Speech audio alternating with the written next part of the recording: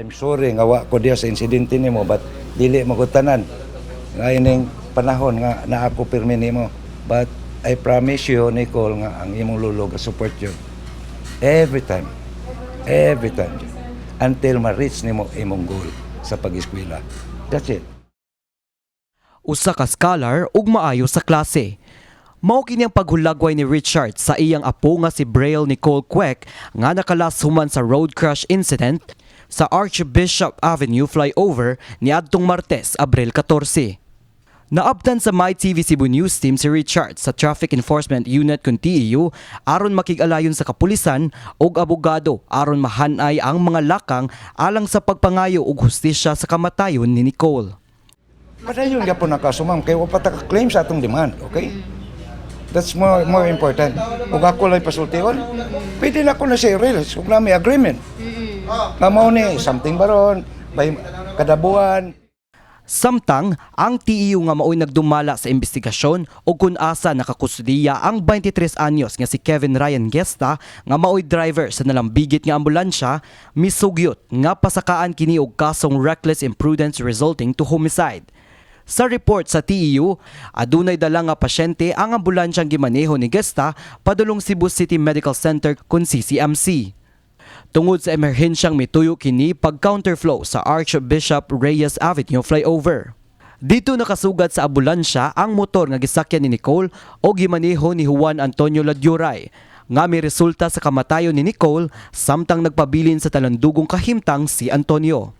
According sa investigator, wala tay proof pag yun sa kapagkakaroon nga same vehicle ang nakalatay.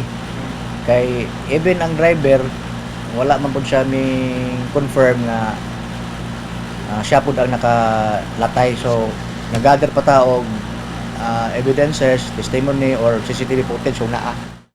Kasamtangang naa sa intensive care unit kun ICU si Antonio. Gisuwayan sa MyTV Cebu News Team og kuha ang habig ni Gesta.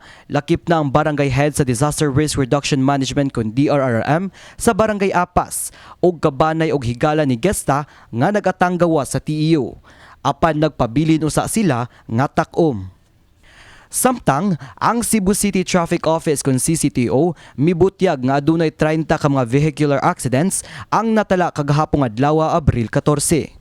Katunga sa aksidente, motorcycle involved. Samtang duha ka mga emergency ambulances ang naapil sa datos. Bisan pa siguro kada adlaw na nimo og seminar or training ang usa ka driver kung iyag yun ang attitude. So, iyag yun ang attitude. So, mubalik yun ta nga kung panalitan driver siya sa public mass kanang mga MPUJs, ari yun ta sa operators. Nga kinahanglan ang operators mismo keen sila sa pagpili sa kinsa ilahang padalhon sa ilahang mga sakyanan. Ang CCTO head nga si Raquel Arce mipahinumdum sab nga bisan pa adunay pribilehiyo ang mga emergency drivers, dili gihapon kini free pass aron dili magbinantayon sa kadalanan. Sa pagkutlo ning balita, ana pa sa funerals home ang patayng lawas ni Nicole. Plano sa pamilya nga tulo ka adlaw nga ihaya sa Sugbo ang lawas ni Nicole. Usa dalhon pa uli sa Camotes Island. Sa yutang natawhan sa dalaga. Kini si Mark Ermas, alang sa MyTV, Cebu.